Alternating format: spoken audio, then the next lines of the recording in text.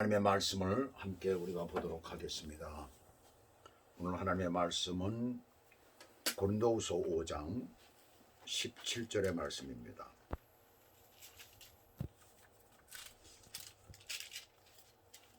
고린도후서 5장 17절의 말씀.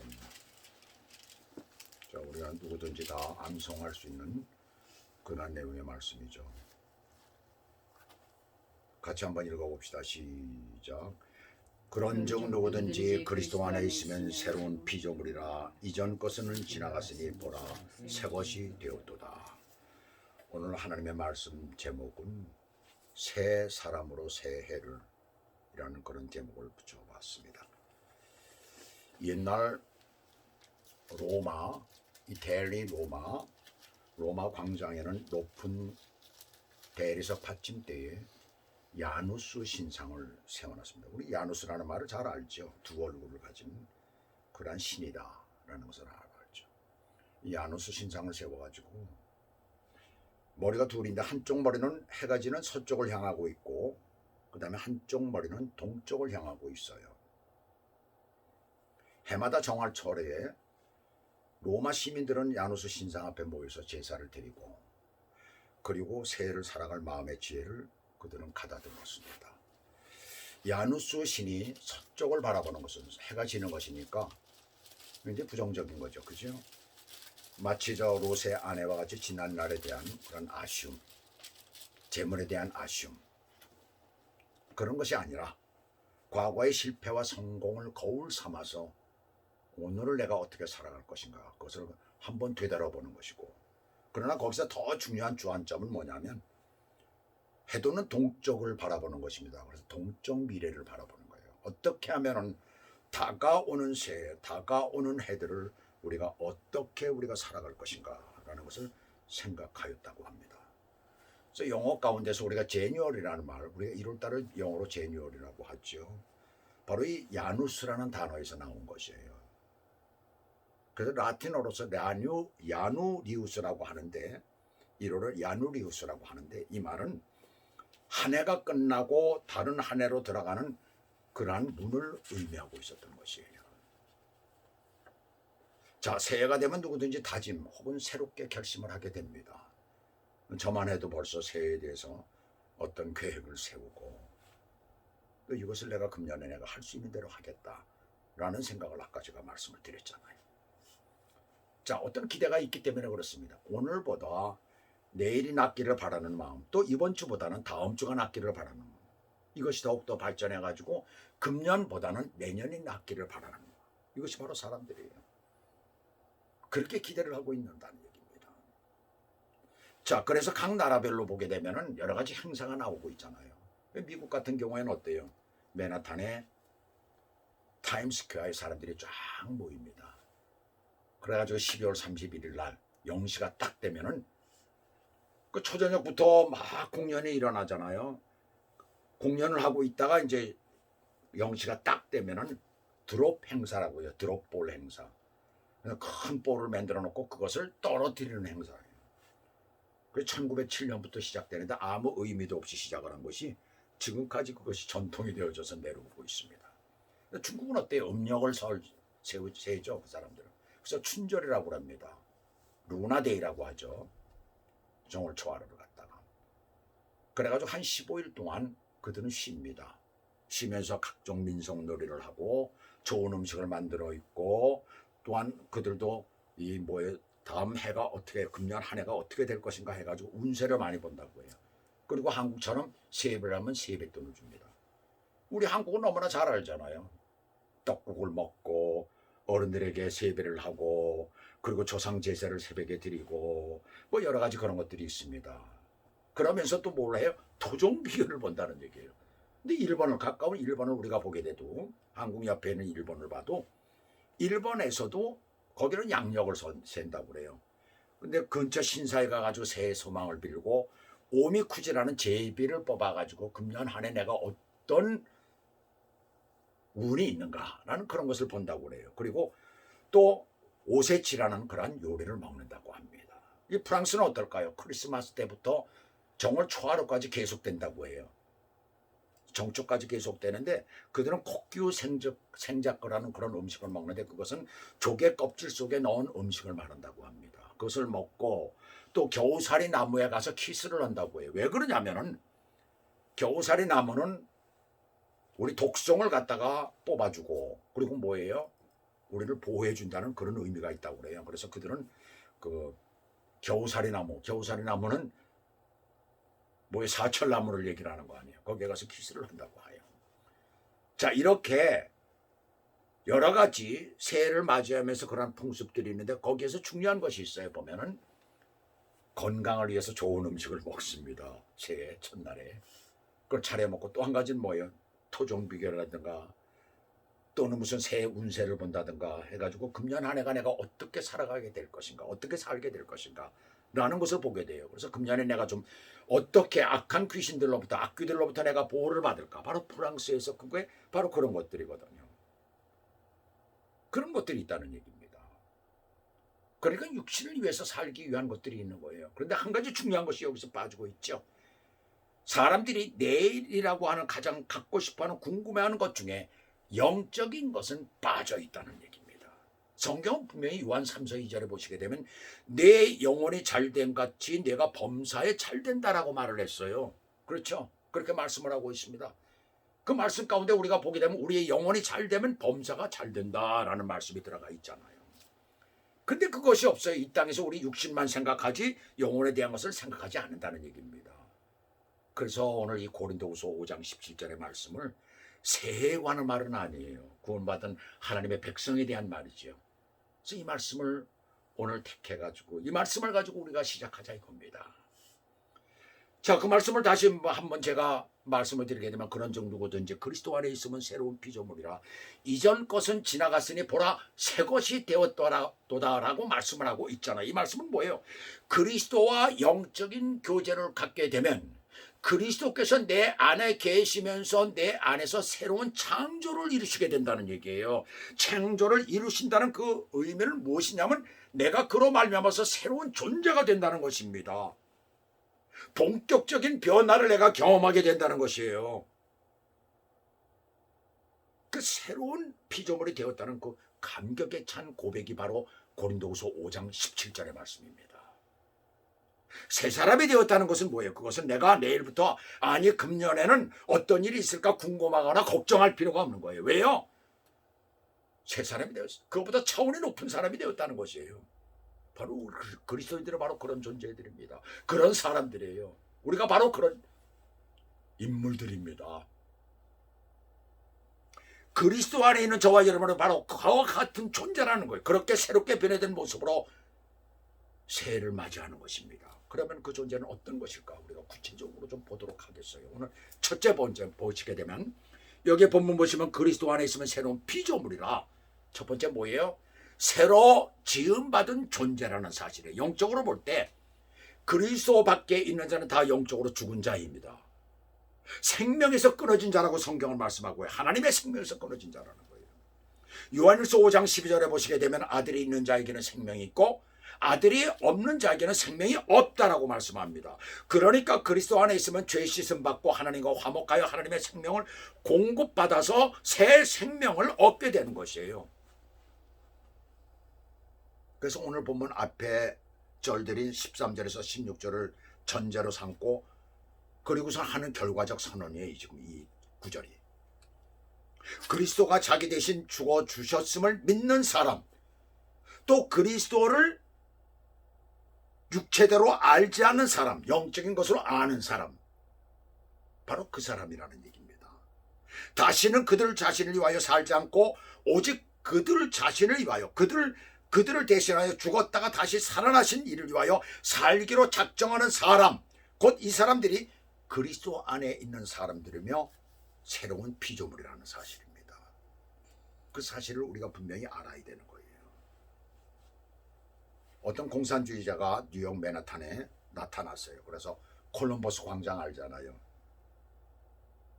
그 거기가 몇 가가 되죠? 60가가 되죠. 60가. 60 스트릿이 되나요? 예. 그쯤에 되면 이제 거기에서 센트럴 파크와 그다음에 맨하탄 그 도시 밑에 로월 맨하탄까지 이제 그 그 건물들이 쭉 있고 거기서부터 센트럴 파크 있죠. 거기 이제 콜럼버스 광장이 있습니다. 그 콜럼버스 광장에 나타나가지고 공산주의는 인간에게 새 옷을 입힐 수 있습니다. 그리고 연설을 하면서 사람들을 미혹하고 있었던 것이에요. 자, 공산주의는 그런 것입니다. 바로 공산주의나 사회주의자가 말하는 건 다 거짓말입니다. 이 세상엔 유토피아가 없어요. 유토피아라는 이상주의를 그들은 그 사회주의가 바로 거기에서 나왔습니다. 그래가지고 공산주의로 넘어가는 거예요. 이 세상엔 그런 것이 없습니다. 어떤 사람은, 우리 그리스도인 가운데 어떤 사람은 그걸 잘못 알고 사도행전 4장에 나오는 말씀, 온 사람들이 모여가지고서 나누었다라는 그 얘기를 들으면서 이게 공산주의 아닙니까? 이렇게 얘기를 합니다. 그럼 바보예요, 그 사람은. 성경을 하나도 모르는 사람입니다. 가만히 생각을 해보세요. 성경에서 강제로 그렇게 하라고 그랬습니까? 자기들이 자발적으로 그렇게 한 거예요. 공산주의는 뭡니까? 강제로 뺏는 것입니다. 뺏는 것과 자발적으로 드리는 것이 어떻게 다릅니까?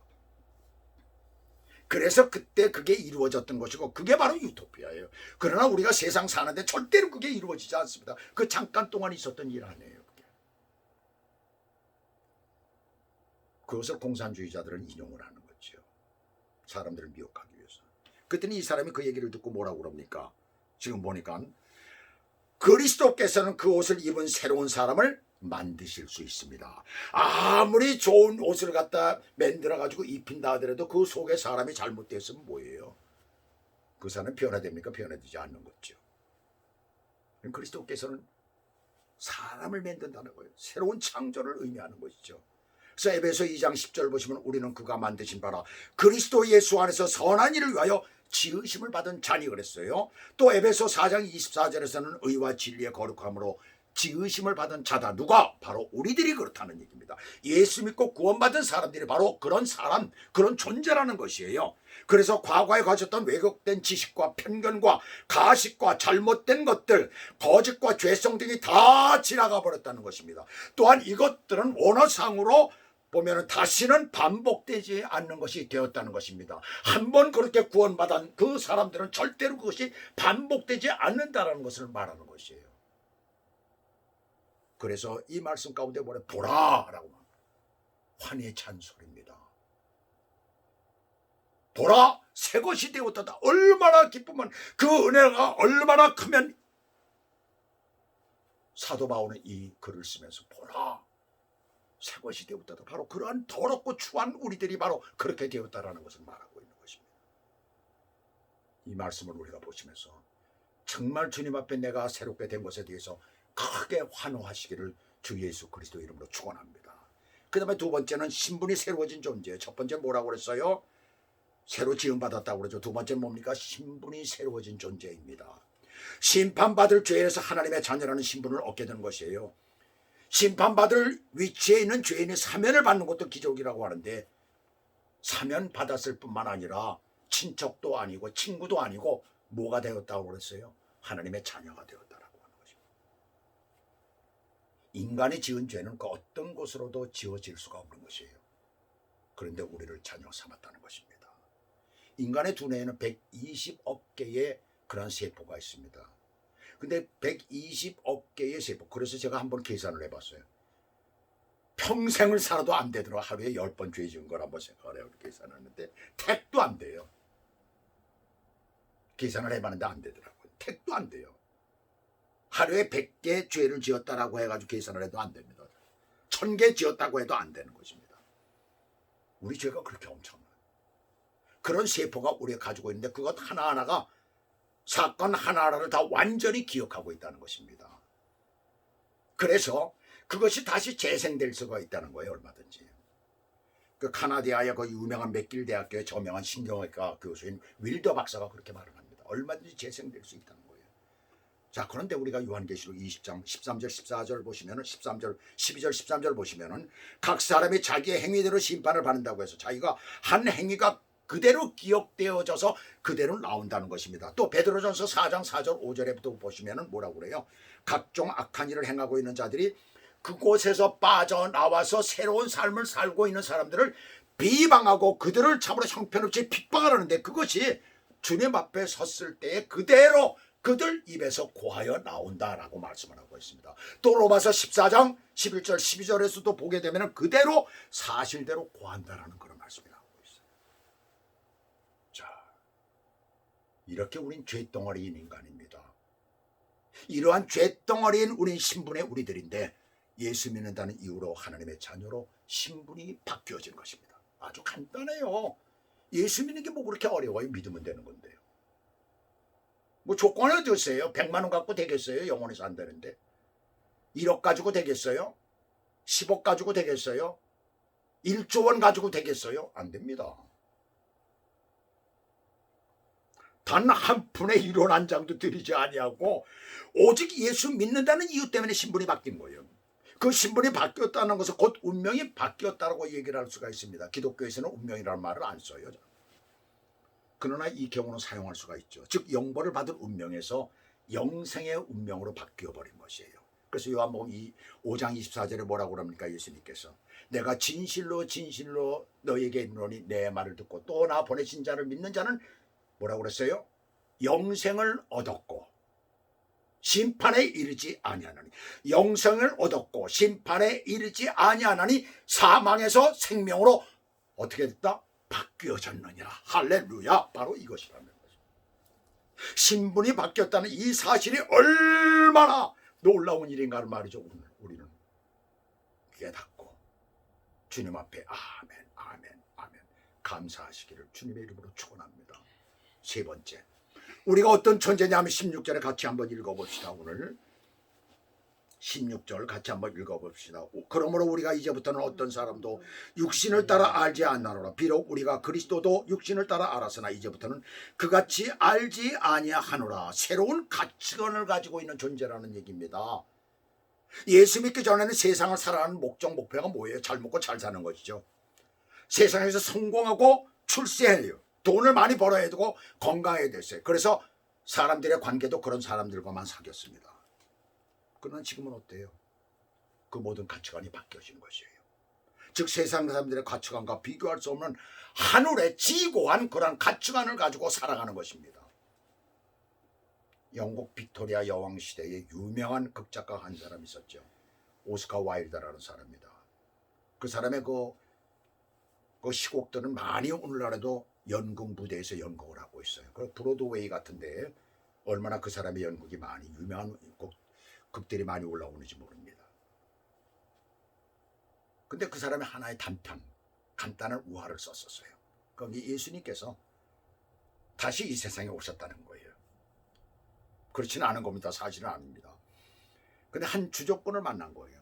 그 주정꾼을 만났더니 보니까 완전히 정말 술만 먹고 막 폐인이 돼버리고 말았어요. 그래서 예수님께서 그 사람에게 물었습니다. 왜 이런 생활을 하고 있느냐? 그랬더니 그 폐인이 이렇게 말을 합니다. 당신은 내가 절름발이었을 때에 나를 이렇게 걷게 만들어 주었어. 그러나 걸어 다니면 내가 무엇을 먹고 살라는 말입니까? 그동안 직업을 구했지만 제대로 된 직업이 없었습니다. 그래서 만족할 만한 직업이 없기 때문에 나는 그냥 술이나 먹고 이러고 사는 겁니다. 그 다음에 예수님은 또 한 창녀를 만났습니다. 그랬더니 이 창녀가 남자들 사이에서 희롱을 당하고 있어요. 예수님은 그 여자에게 말합니다. 어째서 이런 생활로 돌아갔소? 그랬더니 이렇게 얘기를 합니다. 당신이 나를 창녀에서 건져 새 사람을 만들어준 것 같았으나 거기서 발을 씻은들 무슨 행복이 있단 말입니다. 나는 고독해서 살 수가 없어요. 그래서 다시 이 창녀의 생활로 돌아왔습니다. 그러는 거예요. 그 예수님은 한 불황자가 정신없이 이웃사람과 싸우고 이웃사람을 막 패는 것을 봤어요. 여보시오 청년 어째서 이런 생활을 하고 있어? 그러자 그는 다음과 같이 대답을 합니다. 나는 당신이 눈을 뜨게 한 본래 소경이었어. 눈을 뜨고 나니까 보이는 것들이 모두 신경을 자극하고 귀찮고 화나는 것뿐이어서 결국 나는 화풀이도 할 겸 마구 치고 받고 하는 생활이 내가 이 땅에서 살아야 될 그런 일인 줄 알고 그 일을 지금 하고 있습니다. 이 우화는 우리들에게 무엇을 얘기를 하고 있습니까? 인간의 속성을 단적으로 우리들에게 표현해주고 있어요. 적응을 하지 못하고 가치관이 바뀌지 않으면 고통과 절망에서 절대로 빠져나올 수가 없다는 것을 말하고 있습니다. 예수 믿는 사람들이 가치관이 바뀌지 않으면 절대로 그렇게 되지 않는다는 것을 우리들에게 말해주고 있는 거예요. 아무 소용이 없다는 것을 말하고 있습니다. 그 다음에 오늘 마지막으로 네 번째, 새 사람 새 피조물이 되었다는 것은 새로운 비전을 가지고 사는 존재입니다. 즉 천국 기업을 상속하는 미래를 가진 것이었어요. 예수님께서는 마태복음 19장 28절에서 예수께서 이르시되 내가 진실로 너희에게 이르노니 세상이 새롭게 되어 인자가 자기 영광의 보좌에 앉을 때 나를 따르는 너희도 12보좌에 앉아 이스라엘 12지파를 심판하리라 그랬어요. 마지막 때 예수님의 다스리는 나라가 될 때에 성도들이, 모든 믿는 자들이, 예수님의 제자들이 세상을 심판한다는 것입니다. 그 말씀은 요한계시록 3장 21절에서는 이기는 그에게는 내가 내 보좌에 함께하여 주기를, 뭐의 믿음으로 이기는 자를 말하고 있죠. 내가 이기고 아버지 보좌에 함께 앉은 것과 같이 그런 식으로 해주겠다라고 말씀하시잖아요. 예수님께서 세상의 모든 세력, 마귀의 권세를 이기신 것 같이, 그래서 아버지 보좌에 함께 앉으신 것 같이 너희도 내 보좌에 함께 앉게 하여 주리라라고 말씀하십니다. 이것이 바로 천국 기업이고 그것을 우리가 상속받은 것입니다. 예수 믿지 않은 사람은 그러한 비전을 볼 수도 알 수도 가질 수 없지만 예수 믿는 우리는 장차올 비전을 가진 존재라는 것을 확신하시면서 2021년을 그렇게 맞으시길 바랍니다. 마지막으로 좋은 예화 하나를 드릴게요. 미국 독립전쟁 당시에 한치 앞도 볼 수 없는 그런 캄캄한 밤이었어요. 어떤 한 사람이, 그는 영국 군함에 옥류된 의사 빈주, 닥터 빈주를 구하기 위해서, 그래서 군대에 있는 스키너 대령과 함께 적 군함에 들어가게 되었어요. 적군의 군함이죠. 그 안에 들어갔어요. 그런데 마침 그 적 군함이 볼티모어 맥키니 기지에 그 요새에 대한 한포 사격이 거기서 시작이 된 겁니다. 아니 적 군함에 들어가자마자 자기네 땅을 향해서 지금 사격을 하고 있는 거예요. 그래 얼마나 기가 막히겠어요. 닥터 빈주와 함께 세 사람이 밤새도록 적군들이 그냥 계속해서 한포 사격을 하는 거예요. 그러니 그곳은 바로 자기의 고향이요, 자기의 친척이 있고 자기의 참으로 가족들이 있는 곳입니다. 어떤 생각이 들었을까요? 얼마나 참 괴로웠을까요?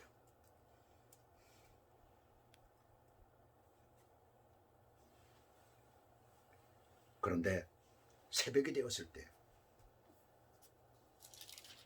그의 눈은 희망으로 밝아졌어요. 그것은 바로 요새 언덕 위에 미국을 상징하는 그런 성조기가 팔랑거리면서 막 바람에 나부끼면서 번쩍 펄럭거리고 있는 것이었어요. 그때 그는 영감이 떠올라서 얼른 주머니에 있던 봉투에 시를 적어내기 시작했습니다. 그가 누구입니까? 프랜시스 스캇 키라는 변호사이며 시인입니다. 바로 그것이 오늘날 미국 사람들이 국가로 부르고 있는 더 스타 스팽글 배너의 시입니다. 바로 제목이죠. 제가 읽어드리고 오늘 마치도록 하겠습니다. 새벽 빛을 뚫고 그대는 보는가, 그토록 자랑스러웠던 여명 속의 깃발, 사나운 싸움을 헤치고 드러났던 넓은 줄무늬가 빛나는 별들, 요새 위에 힘차게 나부끼었지. 포하는 하늘을 붉게 물들였는데 우리의 깃발은 여전히 그 자리에 밤을 새워 우뚝 솟아 있었구나. 별빛 나는 깃발은 지금도 나부낀다. 저 자유의 땅에, 저 굳센 고향에.